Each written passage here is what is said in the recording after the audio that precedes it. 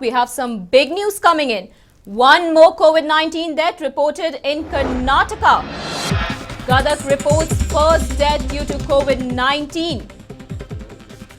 80-year-old woman dies of COVID-19 in Gadag. COVID-19 death toll rises to 6 in Karnataka.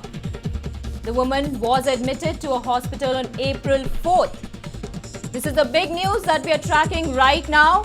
80-year-old woman dies of COVID-19 in Gadag. The death toll in Karnataka has now risen to 6.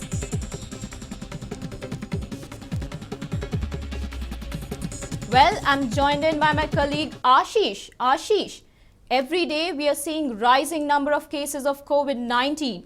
Is the state government and the centre doing good enough to combat this pandemic?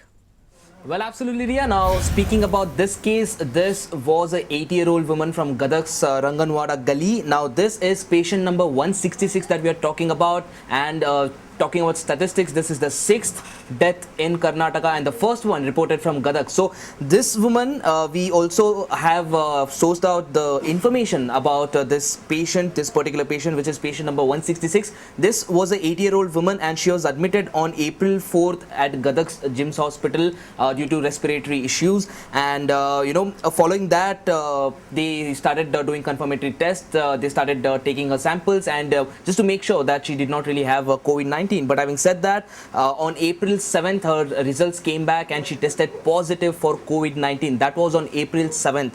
And now at 12:55 at night, she has passed away due to cardiac arrest, and this was again due to the COVID-19 that she had contracted. Now, so this happens to be the first case from Gadag and the 6th from Karnataka, and the numbers, the tally that we're talking about is growing every passing day. Of course, we have a lot of discussion going on about whether extending lockdown is required or not, but clearly cases such as this, new cases coming in from different places is something that has really put authorities on high alert, because these are not clusters of cases that we're looking at. You have deaths from different districts now coming in, not just in Karnataka but across the country. You have new cases coming out, you have new deaths being reported from different places. So this is somehow hinting that the COVID-19 is actually spreading around the country, and it is not actually limited to cluster containments as earlier believed. Ashish, does the patient have any travel history as of such?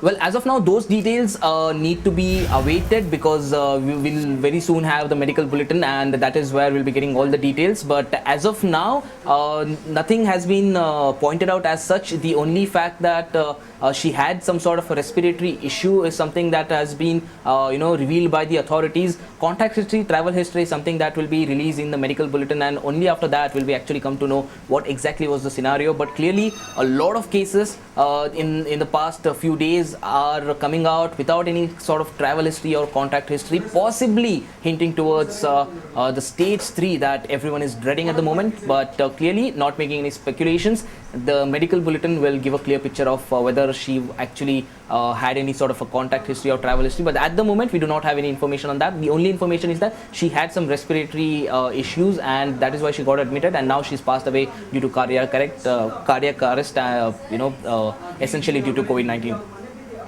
Well, thank you for those details, Ashish. So this is the big news that we got. An 80-year-old woman has passed away, and this is the 6th death that has been reported from Karnataka.